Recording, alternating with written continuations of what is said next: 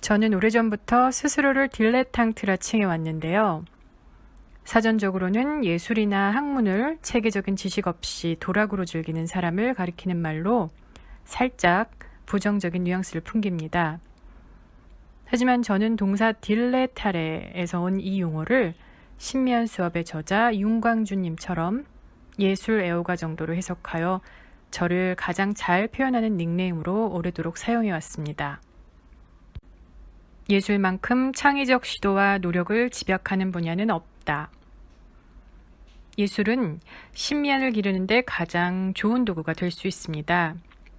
신미안이란 아름다움을 알아보는 능력을 말하는데요. 기능을 넘어 감성을 만족시켜야 하는 이 시대에 꼭 필요한 능력 중 하나라 할 수 있습니다.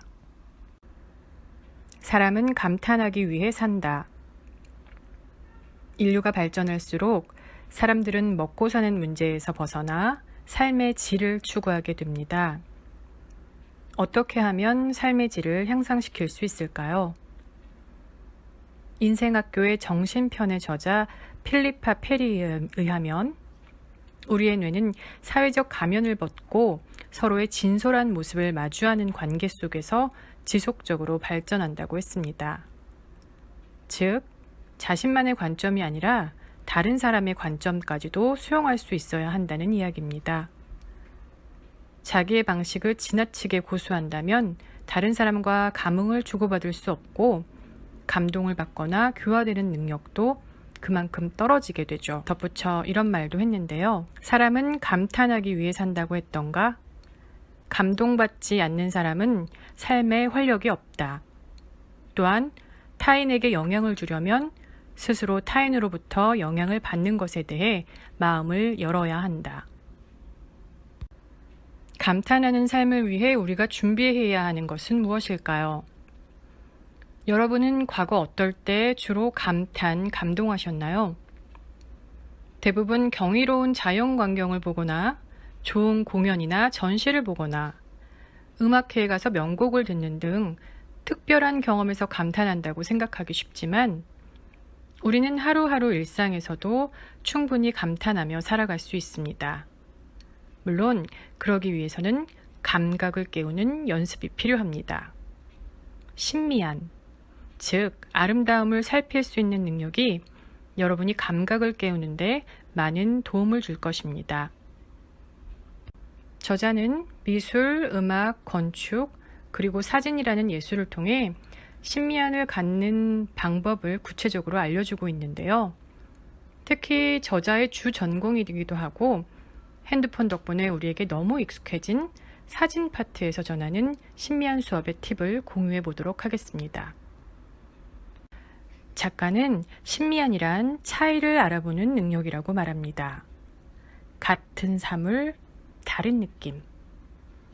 같은 걸 찍어도 다르게 느껴지게 찍은 사진. 저자는 그런 사진이 좋은 사진이라고 평하는데요. 이는 형식이나 구도를 다르게 해서도 가능하기도 하지만 색다른 감정을 불러일으키게 하는 자기 자신만의 시선이 있어야 합니다. 이제 신미안을 가지고 사진을 잘 찍는 팁을 알려드려야겠죠? 첫 걸음은 반복을 피하는 것입니다. 뻔한 것을 반복하지 마십시오. 지금까지 해왔으며 익숙해져 당연하다고 여겨지는 내용을 되풀이하는 사진은 신미안 훈련에 의미가 없습니다. 예를 들자면 구태여 찍지 않아도 되는 뻔한 풍경 사진 같은 것인데요. 내가 무엇을 보고 있는지, 무엇에 관심을 둘지, 또 무엇을 드러낼 것인지 나의 마음의 소리에 귀를 기울여 보십시오. 순식간에 찍히는 것이 사진이지만 찍는 이의 의도가 분명히 있는 사진이 좋은 사진입니다. 하찮게 보이고 유명하지 않아도 제 눈으로 찾아낸 아름다움, 그리고 관점이 분명한 사진이 좋은 사진입니다. 이런 사진을 카메라에 담아내기 위해서는 일상에서 모든 것을 주의 깊게 바라보는 애정 어린 시선이 필요합니다. 이것을 반복적으로 연습하고 습관화하게 되면 신미안이 생길 뿐만 아니라 타인의 관점을 이해하는 공감 능력 또한 좋아져 관계도 개선되고 삶의 가치도 훨씬 올라갈 것입니다. 21세기를 살아내기 위해 신미안을 기르는 것, 이제 선택이 아닌 필수입니다.